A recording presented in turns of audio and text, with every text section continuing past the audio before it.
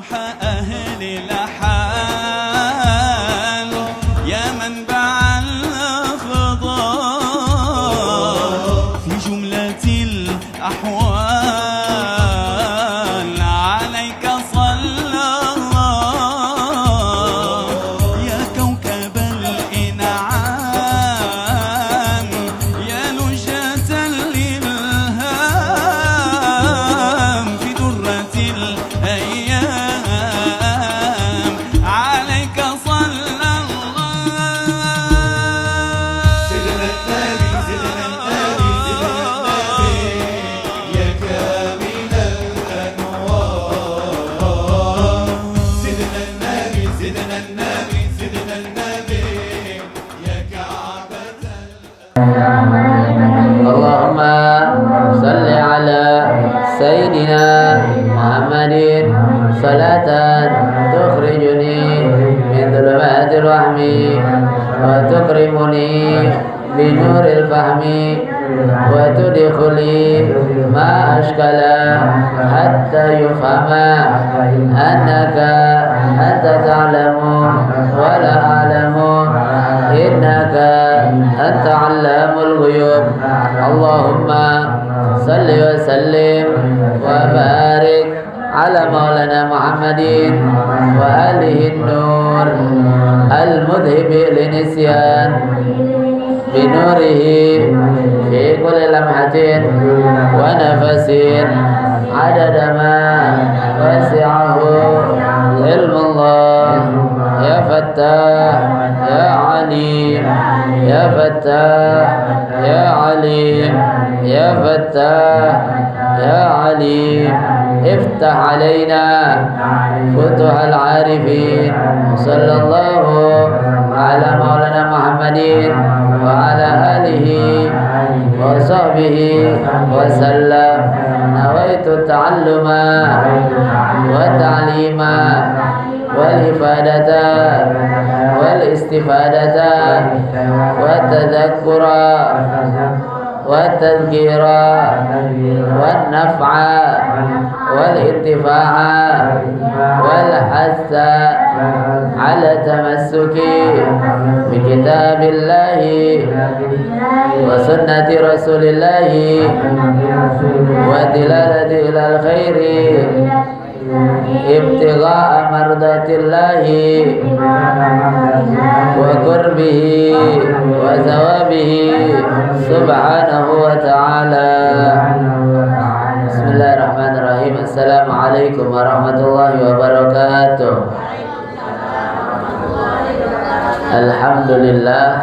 Alhamdulillah Rabbil Alamin. Wassalatu wassalamu ala habibi Rabbil Alamin Sayyidina wa habibina wa syafi'ina wa nuri kulubina wa maulana Muhammadin. Ya Rasulullah salamun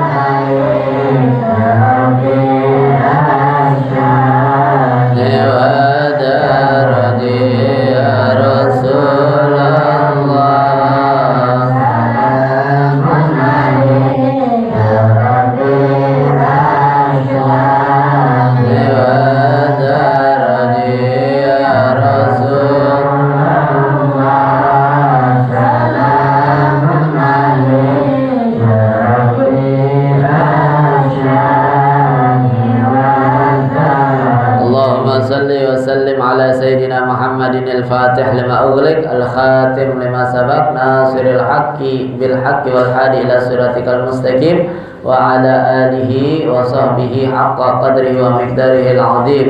اللهم أخرجنا من ظلمات الوهم وأكرمنا بنور الفهم وافتح علينا بمعرفة العلم وحسن أخلاقنا بالحلم وسهل لنا أبواب فضلك وانشر علينا من خزائن رحمتك يا أرحم الراحمين. Subhanaka la ilma lana illa ma 'allamtana innaka antal alimul hakim. Rabbi shrah li sadri wa yassir li amri wa hlul 'uqdatam min lisani yafqahu qawli bijahin nabi wassahbi wa ali amma ba'd. Yang sama kita muliakan dan kita hormati Sahibul Bait pimpinan Yayasan Al Khairiyah Bapak Haji Abdillah beserta keluarga seluruhnya. Kita doakan Ustazah Haja Azizah, kita doakan panjang umur, sehat afiat, dijauhkan dari segala musibah, dijauhkan dari segala penyakit zahiran wa batinan. Amin amin ya rabbal alamin. Segenap hadirin hadirat yang mohon maaf tidak dapat saya sebutkan namanya satu persatu seluruhnya, mudah-mudahan duduk hadirnya kita di majlis ngaji Sabtu subuh ngasuh Mahfidz Quran ini menjadi sebab Allah golongkan kita menjadi hamba-hambanya yang beruntung di dunia dan di akhirat. Amin amin ya rabbal alamin. Alhamdulillah, kita bersyukur kepada Allah Subhanahu wa taala pada pagi hari ini kita masih diberikan nikmat karunia yang luar biasa. Meskipun cuaca sempat hujan tadi sebelum adzan setengah jam atau lebih dikit turun hujan, namun alhamdulillah kita punya semangat mengalahkan hujan yang dingin. Mudah-mudahan semangatnya kita dicatat oleh Allah terus bisa terus semangat dalam ibadah kepada Allah Subhanahu wa taala. Amin amin ya rabbal. Salawat beserta salam kita aturkan kepada junjungan kita Nabi besar Muhammad sallallahu alaihi wasallam yang telah menuntun kita umatnya minadz zulumati ilan nur, minal akhlaqil fasidah ilal akhlaqil karimah. Hadirin hadirat yang dimuliakan oleh Allah Subhanahu wa taala. Ini baru mulai aja udah dikasih roti nih. Cuman sebagaimana kebiasaan yang sudah lalu selalu begitu, lempengan jamaahnya dikasih teh sama dikasih teh juga, lempengan dikasih roti, ustadznya nggak dikasih roti, dilewat-lewatin aja, dipengen-pengenin doang begitu. Maklum dah namanya bocah-bocah recehan. Hadirin hadirat yang dimuliakan oleh Allah Subhanahu wa taala, kita langsung aja lanjutkan kajian kita daripada kitab Bulughul Maram sampai kepada hadis ke-39. Hadis ke-39 karena subuhnya udah jam 4.36, setengah 5 lewat. Jadi baru mulai udah setengah 6 aja. Tenang, setengah 6-nya masih gelap, jangan buru-buru mau udah aja. Wa anhu radhiyallahu anhu, wa anhu artinya darinya juga, annahu ra'an nabiyya sallallahu alaihi wasallam ya'khudhu li udnaihi ma'an ghairal ma'il ladzi akhadha li ra'sihi, akhrajahu al-Baihaqi wa huwa inda Muslim min hadzal wajhi bil lafzi wa masaha bi ra'sihi bima'i ghaira fadli yadayhi wa huwa mahfuz. Ini hadis riwayat anhu, artinya darinya juga. Siapa nyanya di sini adalah Sayyidina Abdullah bin Zaid, karena di hadis sebelumnya riwayat daripada Abdullah bin Zaid. Annahu ra'an nabiyya, Sayyidina Abdullah bin Zaid melihat Nabi sallallahu alaihi wasallam. Dalam bahasa Arab ada namanya ro'a, yara ru'yatan. Ada namanya nadhara, yanzuru nadharan. Kalau sepintas artinya sama-sama melihat. Tapi kalau ro'a melihat saja. Tapi kalau nadhara melihat dengan seksama sambil diperhatiin. Nah, kalau melihat sampai nengok masih ngeliatin aja begitu, namanya nadhara. Makanya ungkapan Sayyidina Ali karamallahu wajhah ketika melihat ada laki-laki ngadu sama Sayyidina Ali, saya melihat perempuan sepintas, habis itu saya buang muka. Buang muka bukan marah, artinya menjaga pandangannya. Kata Sayyidina Ali, laka ru'yatal ula wa alaika tsaniyah. Bagimu pandangan pertama tidak menghasilkan dosa, tapi kalau dilanjutin baru itu menghasilkan yang namanya dosa. Ini Sayyidina Abdullah bin Zaid ra'an nabiyya, melihat Nabi sallallahu alaihi wasallam. Ini kebagian semua kan rotinya. Ini romannya masih rebutan aja bagian sini. Sayyidina Abdullah bin Zaid melihat kepada Nabi sallallahu alaihi wasallam ya'khudhu li udhnaihi. Ini masih terkait babul wudu, bab membahas tentang wudu. Melihat Nabi ya'khudhu li udhnaihi, mengambil ma'an ghairal ma'il ladzi akhadahu li ra'sihi, mengambil air yang baru, bukan air ketika basuhan kepada kepala. Kan habis kepala, telinga. Airnya bukan yang di tangan, tapi diambil air baru liudznaihi, untuk membasuh telinga. Untuk membasuh telinga. Jadi apa namanya? Nabi SAW dilihat wudunya ketika basuh telinga ngambil air yang baru. Nah, dari sini tuh Imam Syafi'i istadalla atau istambata, mengambil hukum bahwasanya telinga itu tidak termasuk daripada wajah, tidak termasuk daripada ras, kepala, tidak termasuk daripada kepala. Sebab ada riwayat yang lain yang menyebutkan bahwasanya al-udhn, ar-ras, telinga itu adalah termasuk daripada kepala.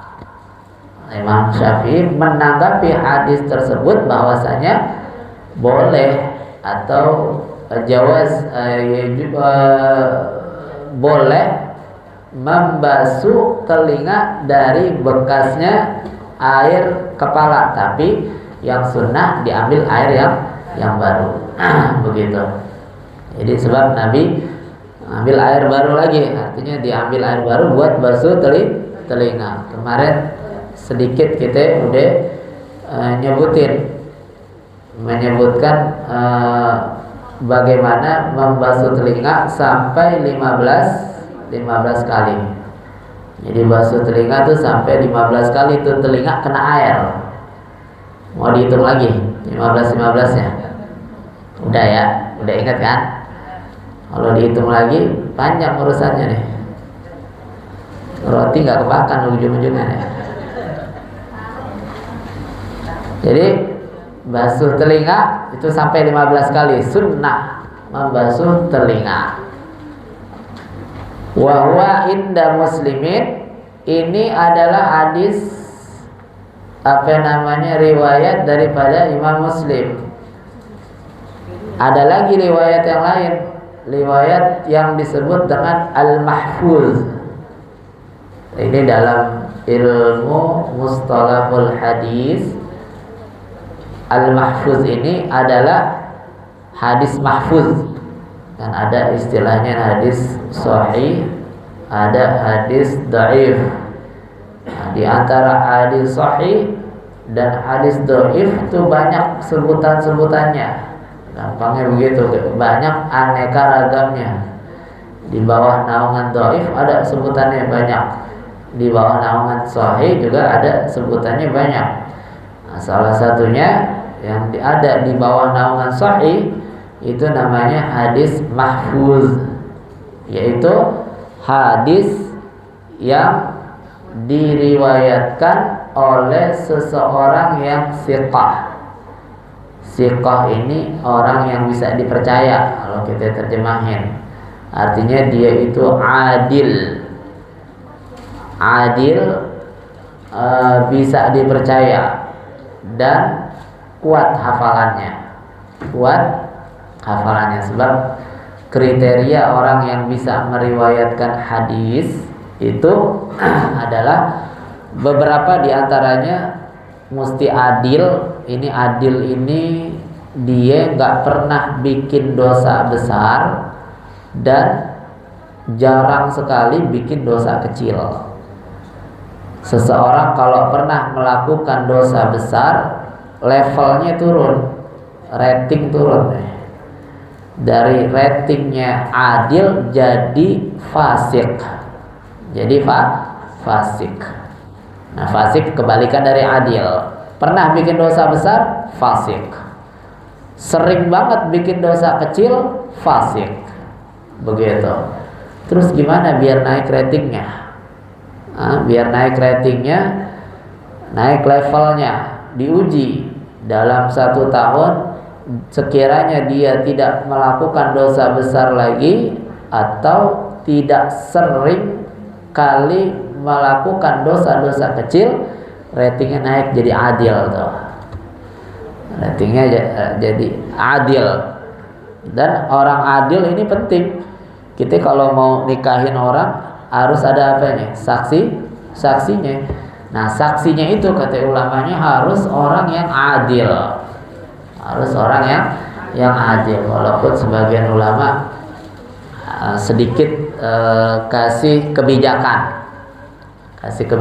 pendapat, walaupun yang hadir nggak ada yang adil di pernikahan itu, nggak ada yang adil, semuanya ahli maksiat kan, semuanya ahli maksiat kita ini kan. Nah, setiap kita punya dosa masing-masing yang tersembunyi. Untungnya dosa nggak ada baunya.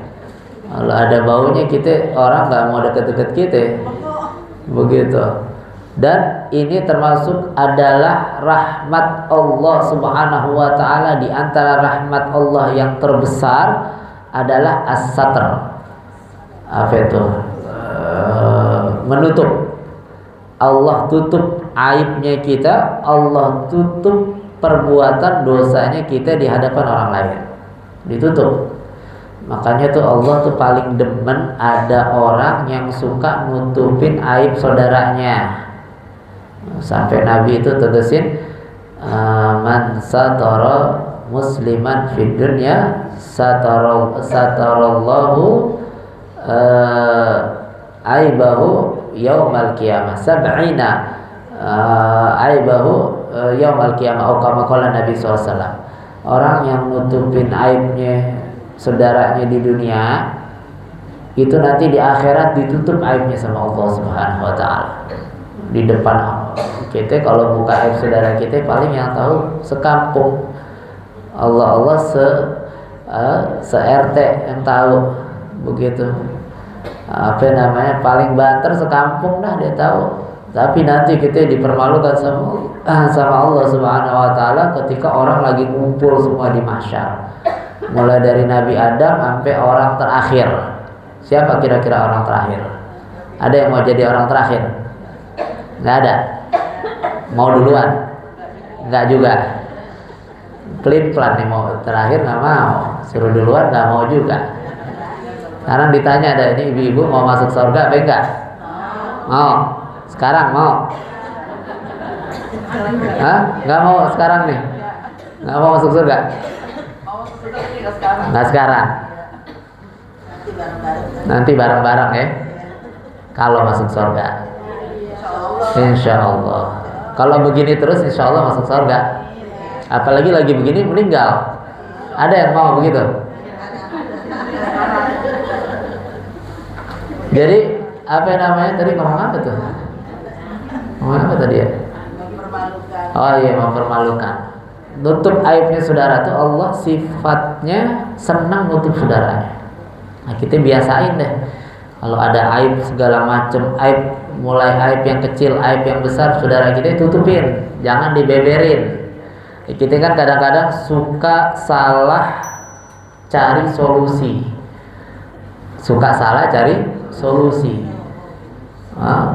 Kalau ada permasalahan, yang dicari harusnya jalan keluarnya, solusinya, bukan masalahnya yang diomongin. Kalau masalah nih kita omongin begini, begitu segala macam, nggak beres-beres tuh masalah. Tapi kalau kita omongin solusinya, beres. Ada orang apa namanya apa nih? Mudah-mudahan Allah jaga kita semuanya. Ada orang hamil di luar nikah, yang diceritain hamil di luar, bukan itunya yang kita omongin. Tutup aibnya gimana caranya biar nikah seakan-akan nikahnya normal, begitu. Apa namanya, nikahnya normal, itu yang diminta sama Allah Subhanahu wa Taala, bukan diceritain. Itu orang malah kadang-kadang ada aja yang jeli, perasaan baru 3 bulan dia nikah udah lahiran aja tuh, ada aja tuh, ya nggak? Ada lah tuh, ada, udah diem aja, jangan ceritain orangnya. Ya, yang suka begitu jangan diceritain orangnya, biar dia taubat sendiri, kan begitu ya. Maksudnya dia mau ngomongin, dia ngomongin nggak jadi solusi, dan dosanya itu orang juga nggak bakal terampunin, malah kita yang jadi dosa. Begitu. Kalau ditutupin rapi semuanya, kita nggak punya dosa, dosanya dia boleh jadi terampuni, segala macam begitu, boleh jadi. Makanya tuh Nabi bilang apa? Orang yang bikin dosa semacam itu pun jangan cerita sama siapapun, jangan cerita. Saya menikah tuh dulu hamil duluan segala macam. Ya alhamdulillah bisa nikah sama dia segala, malah alhamdulillah lagi. Padahal tuh Nabi bilang apa?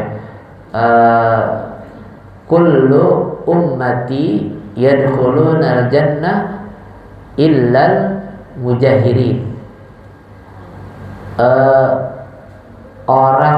Semua umatku itu, semua kullu ummati mu'afan illal mujahirin.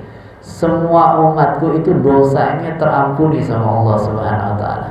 Ada potensi dosanya pasti diampuni sama Allah. Itu semua kita punya dosa, kan kita punya dosa nih masing-masing. Itu dosanya kita, potensi diampuninya lebih besar daripada disiksanya. Illal mujahirin, kecuali orang-orang yang bangga dengan dosanya, pamer dosanya, ceritain dosanya. Makanya kalau bikin dosa, apalagi urusannya dosa kita sama Allah, diem aja tobat. Nggak usah cerita sama siapapun, nggak usah cerita sama ustadznya juga, nggak perlu cerita. Begitu tobat urusan kita sama Allah. Nah, kecuali urusan kita sama manusia, kita minta maaf, kita kembalikan haknya. Boleh jadi kita ambil haknya, kita kembaliin. Begitu. Jadi Allah punya sifat satar, nutup. Begitu. Nah, kita kalau mau ditutup aib kita, biasain nutupin aib saudara kita. Tebel kuping. Nah, jangan kelincahan kuping kita dengerin aibnya orang. Terus lagi ada ancaman bang, bahaya. Itu Nabi bilang man a'ara Sayyidina Ali atau Nabi SAW, Sayyidina Nabi SAW. Itu dikatakan bahwasanya orang yang mengejek dosa saudaranya. Mana hadisnya begitu. Orang ngejek dosa saudaranya. Misalnya ada orang tukang mabok atau ada orang tukang judi, kita ledekin, jangan main sama dia, tukang mabok dia. Gue gede banget sama dia, tukang mabok dia. Kita omongin, kita segala macam, jelekin dah. Kita rendahkan orangnya, bukan dosanya. Kalau dosanya kita harus benci. Nah, tapi orangnya jangan kita benci. Kalau dosanya nggak bisa berubah, tapi orangnya boleh jadi berubah. Itu yang menghina aib saudaranya, maka Allah akan menghukum dia dengan apa yang dilakukan oleh orang yang dia bicarakan. Waliyadzubillah, na'udzubillah. Makanya nggak ada untungnya ngomongin orang, nggak ada untungnya. Begitu. Kita balik lagi dah, kejauhan. Kita balik lagi kepada Nabi SAW. Kalau wudhu, ketika basuh telinga, pakai air yang baru. Terus tadi ngomongin hadis mahfuz. Hadis mahfuz itu ada orang siqah meriwayatkan hadis yang berbeda lafadznya dari orang yang satu level di bawah dia atau beberapa level di bawah dia. Ini ada orang siqah, tadi adil, bisa dipercaya, lebih kuat. Misalnya dia meriwayatkan hadis yang beda lafadznya dengan yang satunya, sedangkan yang satunya ini punya kekurangan level. Misalnya hafalannya dia lebih lemah daripada hafalan yang meriwayatkan pertama. Maka ini hadis yang pertama disebut hadis mahfuz. Hadis mahfuz. Nah, riwayat hadis mahfuz sebutin di sini adalah wa masaha bi ra'sihi bima'in ghaira fadli yadihi. Begitupun Nabi ketika membasuh kepalanya dengan air yang baru, bukan air bekas basuhan sebelumnya tangan, bukan basuhan tangannya. Habis basuh tangan ada sisanya langsung ke kepala, nggak begitu Nabi wudunya, diambil lagi air yang baru gitu wudunya Nabi sallallahu alaihi wa alihi wa sahbihi wasallam. Jadi bahas basuh telinga aja, basuh telinga dikit-dikit aja. Sebab kata ada ungkapan tuh orang kalau dikasih dikasih perintah satu dia ingat, dua, tiga masih ingat, empat udah puyeng. Yang dikerjain satu dua doang pastinya. Yang keempat udah nggak bakal dikerjain karena udah lupa. Begitu. Makanya jangan banyak-banyak, atu aja. Yang pertama kalau wudu basuh telinganya pakai air yang baru, basuh kepalanya juga pakai air yang baru. Yang selanjutnya, yang ketiga, jangan suka buka aibnya orang, tutupin aibnya orang. Kita juga kan nggak mau aibnya kita kebuka. Sedangkan kita bukan nabi yang nggak punya aib, kita semua punya aib. Baik itu aib terkait dengan dosa ataupun aib yang terkait dengan urusan dunia. Kita punya aib, kita senang kalau aib kita ditutup. Maka kita juga harus nutup aibnya orang. Kata Sayyidina Umar, ij'al nafsaka mizanan li ghairika. Jadikan dirimu itu seperti timbangan untuk orang lain. Kalau kita nggak mau dicubit, jangan nyubit orang. Kalau nggak mau dicaci, jangan caci orang. Kalau nggak mau dimaki, jangan maki orang. Kalau mau dibagi duit, bagi duit orang. Begitu, ya enggak? Biar enteng tangannya. Jangan jangan dicekal aja, kalau kata orang Jawa, jangan dicekal aja. Sampai sini kalau ada yang mau tanya, silahkan. Jangan minta duit, tapi ngomongin duit, minta duit lagi. Ada yang mau nanya? Enggak? Pinter-pinter nih. Boleh. Assalamualaikum warahmatullahi wabarakatuh. Waalaikumsalam warahmatullahi wabarakatuh. Maaf, mungkin saya banyak yang terlewat karena memang saya jarang datang juga. Tapi ada yang saya sedikit tanyakan. Memang ada beberapa guru juga kita belajar juga, tapi belum pernah saya tanyakan masalah Rasulullah dalam berwudu itu pernah juga Ustaz mengatakan juga dalam satu riwayat itu tidak banyak menghambur-hamburkan air, saking dia iritnya sampai diceritakan dia hanya menggunakan kurang lebih satu buah cangkir ya, gelas teh. Tapi barusan Ustaz itu bilang tidak bisa membasuh muka atau yang lainnya yang dari air yang telah terpakai. Nah ini saya belum paham nih, bisa sebegitu iritnya sampai kan itu pasti ada yang terbuang tuh karena memang sudah tidak bisa terpakai. Mungkin bisa diceritakan Rasulullah seperti apa kan paling tidak kita ingin tahu. Kalau kita kan kita wudu kayaknya kalau kita airnya kurang banyak aja, kurang tegel, kurang afdol, gimana itu? Saya masih belum nyambung nih Rasulullah tuh kalau secangkir itu seperti apa gitu. Ini dia, tanyaannya cakep nih. Demikian Ustaz. Ya, terima kasih. Jadi pakai Nabi SAW satu riwayat pakai wudunya hanya satu mud, kita anggap satu gelas deh. Artinya sedikit sekali ini airnya. Sedangkan dalam berwudu kita emang dianjurkan untuk irit, artinya tidak berlebihan. Kemudian ada riwayat ini yang kita baca pakai basuh telinga, pakai basuh kepala, itu kan butuh beberapa kali ngambil air, begitu. Butuh beberapa kali ngambil ngambil air. Nah, apa namanya, riwayat yang semacam itu bisa nggak bertolak belakang karena bisa digabungkan. Wudhunya Nabi SAW dengan 1 mud.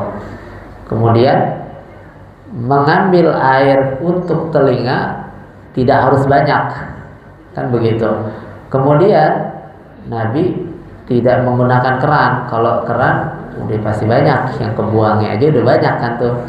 Apalagi dibuka gede. Kalau kecil aja tuh, kecil lumayan deh, nggak terlalu banyak yang kebuang. Jadi Nabi berwudunya pakai 1 wadah kecil.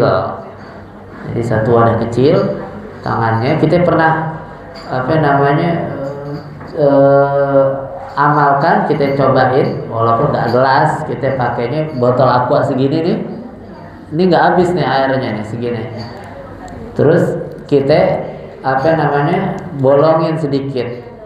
Kita basuh wajah, pertama kita basuh tangan, nggak banyak, sedikit. Kemudian kita kumur-kumur, nggak banyak, sedikit, begitu. Dan satu lagi, riwayat yang Nabi pakai air 1 mud itu nggak selalu segitu.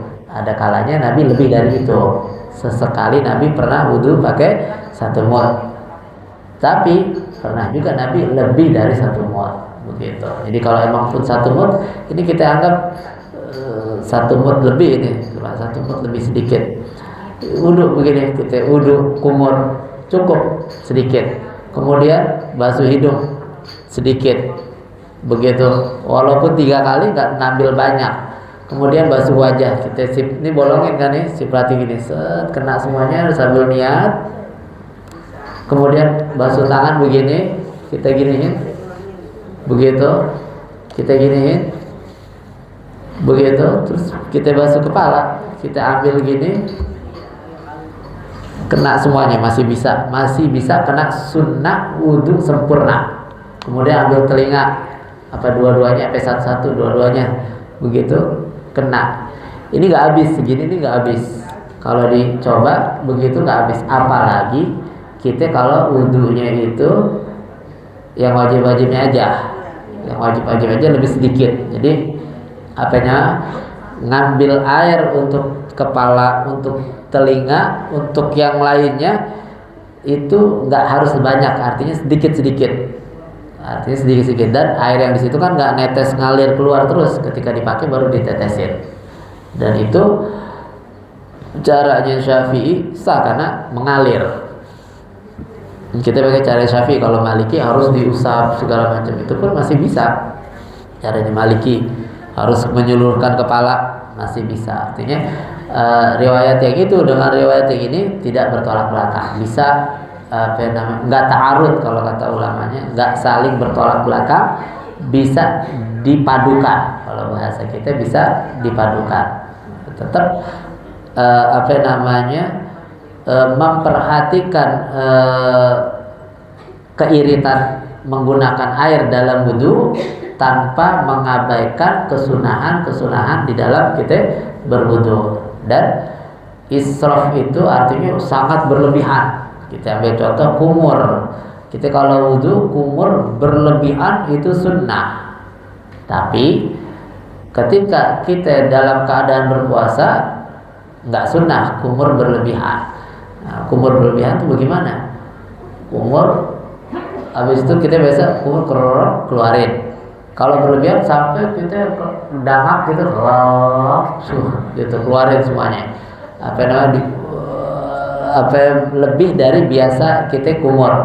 Berlebihan katanya nggak boleh, tapi sunnah begitu. Tapi disebutkan sama ulama, di satu sisi sunnah kita berlebihan dalam berwudu, begitu. Padahal berlebihan Allah nggak senang berlebihan segala macam, tapi itu tidak sampai berlebihannya itu sangat-sangat menghabiskan air air dibuka gede segala macamnya. Kira-kira seperti itu, kurang lebihnya seperti semacam itu. Jadi Ustaz, wudu juga keyakinan itu ya. Keyakinan gitu, ini kebasuh gitu. Wudu kalau keyakinan kita yakin ini kebasuh semua gitu. Kalau- Kita nih semua masuk kalau 2,5 tahun belum Iya. yakin, belum kebasuh. Lebih tepatnya bukan keyakinan, kepastian. Pasti kena semua, pastiin kena semua, pastiin.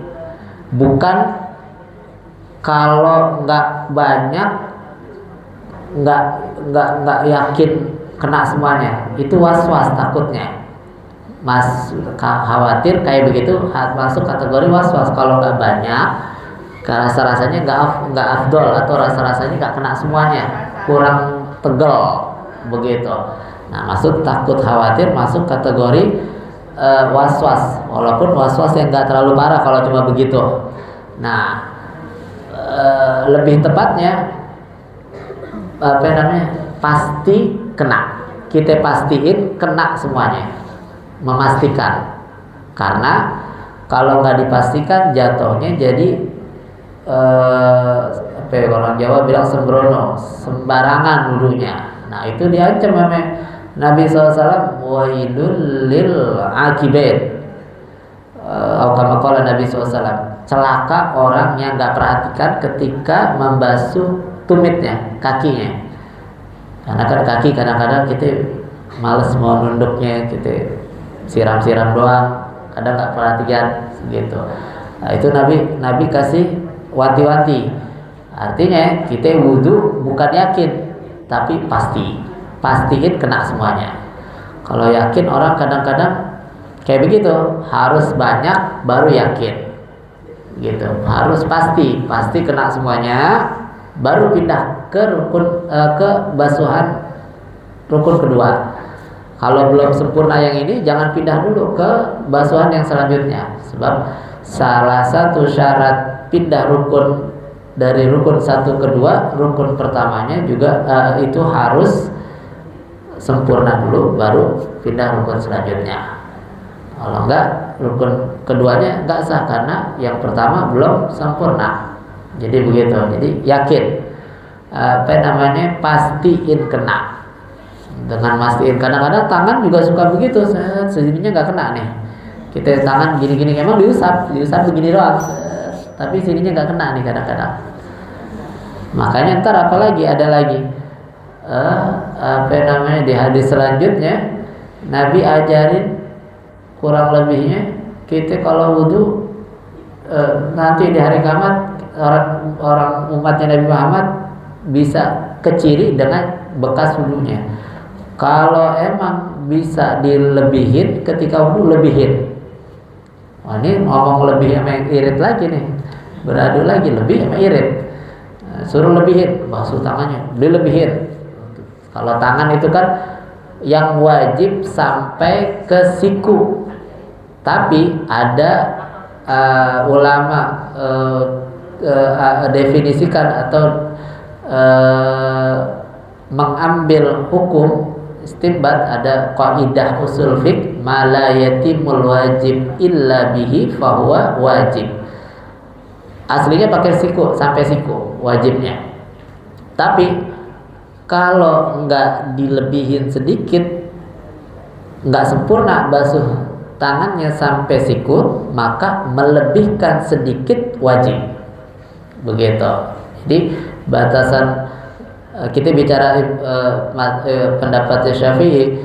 Jadi batasan basuh lengan sampai sikut. Sampai sikut apakah sah? Enggak sah jadinya. Harus dilebihin sedikit baru sah.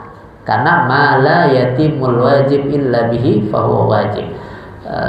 Sesuatu yang tidak sempurna dengan hal itu, dengan melebihkan. Kalau nggak dilebihin nggak sempurna, maka melebihkannya itu wajib. Dilebihin banyak sunnah. Nah, ini lebih lagi ngomonginnya. Dilebihin banyak sunnah karena dari hadis Nabi SAW yang tadi umatku itu keciri dari gurril muhajjalin, tanda putih di keningnya, di kepalanya dan juga di lengan dan kaki-kakinya. Begitu. Kira-kira kayak begitu. Jadi pastikan kena semuanya, baru geser. Kalau yakin gak yakin itu ntar bahayanya kena di was-was. Kalau udah was-was itu penyakit repot, ngilangnya repot. susah. Kira-kira kayak gitu. Insya Allah ya. Nggak ada nanya lagi. Dikit. Boleh, dikit lagi. Maaf ya Ibu, siangan dan Ustaz tanya sedikit, mungkin balik lagi dari mungkin pelajaran di awal kali ya. Kita kan suruh menjaga wudhu kita. Betul. Kita diperintahkan untuk menjaga wudhu kita dalam artian. Tapi saya pernah saya sama almarhum saya bilang jaga wudhu, dari kecil saya dibilang seperti itu. Makanya setiap kegiatan, setiap saya ingat mau wudhu saya harus wudhu. Saya mau berangkat kemana pasti saya wudhu segala macam. Ketika kita masuk waktu, masuk waktu, kita berkeyakinan kita wudhu kita masih ada. Tapi wudhu kita itu, tapi kan dalam namanya kita berkesayang, apalagi kita waktu masih sebagai manusia kan ada aja maksiat yang kita lihat tuh. Ada aja maksiat yang kita lihat, ada perempuan agak cakepan dikit kita lihat. Ada yang dilihat, ada yang dipengen, ada yang macam-macam lah tuh. Apakah wudhu kita itu masih terpelihara atau seperti apa? Ternyata yang kalau kita rasakan sendiri kita tidak mengeluarkan istilahnya yang membatalkan membatalkan wudhu. Apa kita bisa lakukan sholat atau seperti apa? Apakah seperti itu dalam pengertian kita memelihara wudhu kita? Apabila memang seperti itu kan berarti kita dalam perjalanan kemanapun, kalau memang kita sudah bisa memelihara wudhu, berarti sholat kita ketika masuk waktu kita usah wudhu lagi dah. Pertama, wudhu, jaga wudhu itu sangat baik. Nabi ajarin jaga wudhu. Bahkan kalau orang meninggal dalam keadaan punya wudhu, arwahnya langsung diangkat ke langit. Singkat ceritanya, singkat riwayatnya. Terus Nabi Musa atau Nabi Isa katakan orang kalau nggak punya wudhu terus kena musibah, jangan salahin orang lain, salahin diri sendiri. Artinya apa? Dari situ wudhu ini bisa jaga kita dari mara bahaya. Jaga wudhu, satu, jaga wudhu bagus, baik. Dan yang kedua, wudhu itu wajib kita lakukan ketika masuk waktu. Kalau udah masuk waktu sholat, wajib kita wudhu. Sebelum waktu sholat kita ambil wudhu, boleh apa enggak? Boleh, sunnah. Sebelum masuk waktu sholat, wudhunya kita sunnah. Tapi kalau udah masuk, kita wajib ambil wudhu. Artinya kita kalau meninggalkan kewajiban. Terus sekarang ini saya punya wudhu sekarang. Kemudian saya mau sholat duha. Saya ragu. Ini saya masih punya wudhu apa enggak? Perasaan nggak ada hal-hal yang membatalkan wudhu yang saya lakukan. Yang batal wudhu 4. Kita bahas Sabtu depan sekalian. Yang 4, pokoknya yang batal wudhu cuma 4. Kalau hal yang semacam itu, perasaan 4 ini nggak ada sama diri kita. Maka kalau ada keraguan di situ, ada keraguan di dalam punya wudhu apa enggak, maka yakin bahwa dia punya wudhu karena sebelumnya dia dalam keadaan wudhu. Saya nih sebelumnya saya punya wudhu karena habis sholat saya punya wudhu, cuma ragu kayaknya keluar kayak tadi, tapi nggak ada aroma yang keciuman, nggak ada berasa suara, nggak ada sentuhan yang bukan mahram, segala macam, yakin masih punya wudhu. Walaupun melihat perempuan ataupun main judi misalnya, walaupun ngerokok, walaupun makan, minum, begitu. Jadi hal yang semacam itu tidak membatalkan yang namanya wudhu. Hanya saja kalau habis ngerokok, habis makan, habis ini sunnah kalau mau sholat kumur-kumur, sunnahnya kumur-kumur, makan, minum, dan lain sebagainya. Ada Imam Nawawi dari madhab Syafi'i katakan kecuali makan daging onta, baru dia batal wudhunya, ambil wudhu. Itu pun Apa satu-satunya kalau nggak salah cuma Nawawi yang katakan begitu, yang lain enggak. Jadi kalau ragu semacam itu, ambil yakinnya karena sebelumnya punya wudu. Kecuali saya baru bangun tidur perasaan masih punya wudu, baru bangun tidur perasaan masih bangun, karena sebelumnya belum punya wudu, terus ngerasa ya ragu punya wudu banget, pasti udah nggak punya wudu. Jadi hal yang semacam itu tetap ambil keyakinan sebelumnya, karena sebelumnya dia punya wudu, jadi tetap punya wudu. Mau langsung sholat boleh, mau langsung sholat artinya dia dalam keadaan wudu. Terus kalau mau wudu aja deh nggak apa-apa, namanya tajdid atau sunnah, itu menjadi sunnah, kita wudu lagi menjadi sunnah, tajdid dulu misalnya segala macam. Wallahu a'lam bishawab. Mudah-mudahan sedikit ada manfaatnya, bisa kita amalin. Yuk sama-sama hadirin hadirat, kita baca Fatihah.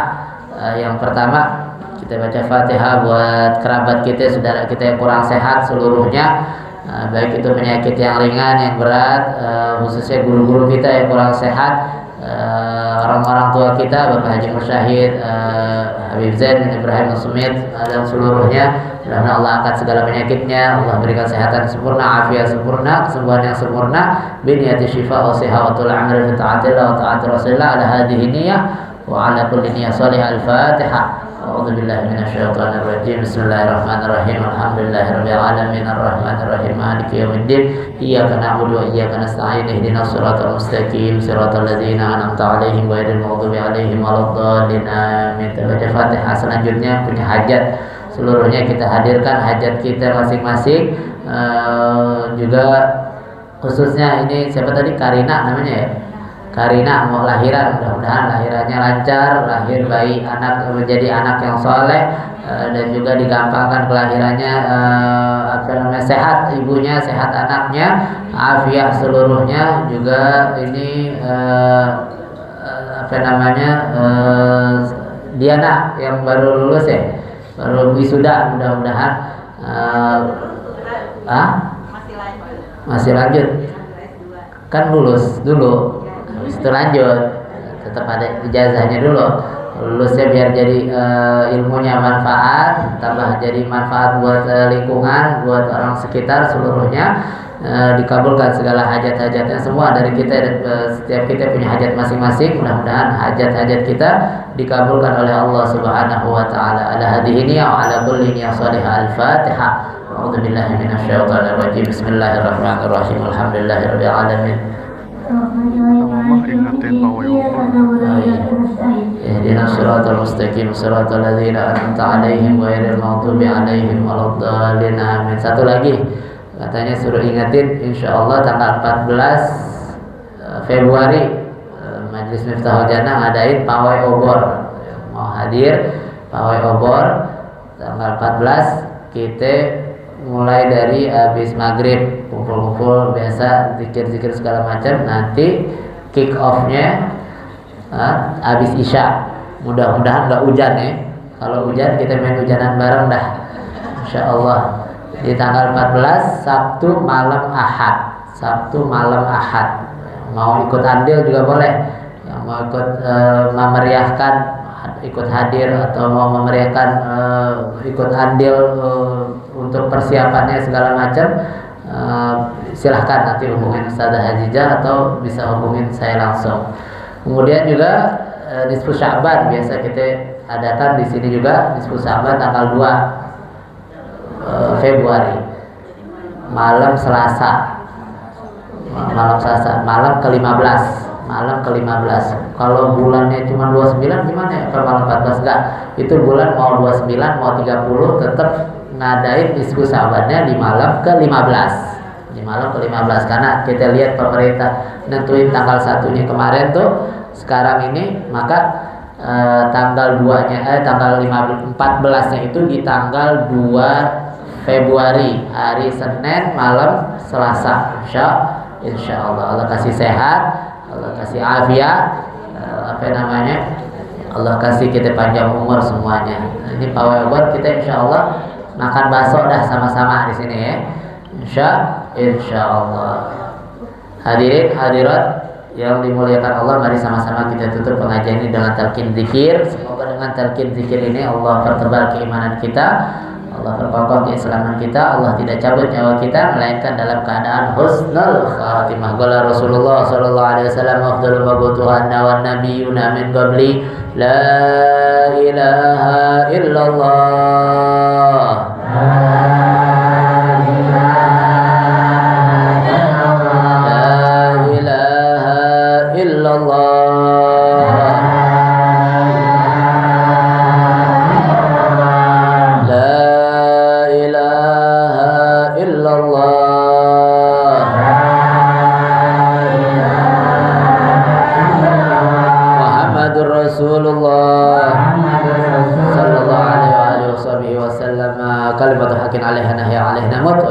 Insyaallah ta'ala nahnu minal aminin amin. Allahumma bihaqil Fatihah wa bisirril Fatihah bi karamatil Fatihah wa biman unzilat 'alal Fatihah. Allahumma barik lana fi Rajab, Allahumma barik lana fi ma madha min Rajab wa fi ma baqi min Sya'ban wa ballighna Ramadan wa 'inna 'ala siyam wal qiyam wa qiraatil Qur'an wa ihfadna min jami'il fitan wal azam ya rabbal alamin. Ya Allah biha ya Allah biha ya Allah bi sihhati ma da'awahum fiha subhanakallahumma tahiyyatuhum fiha salam wa akhiru da'wahum alhamdulillahi rabbil Ya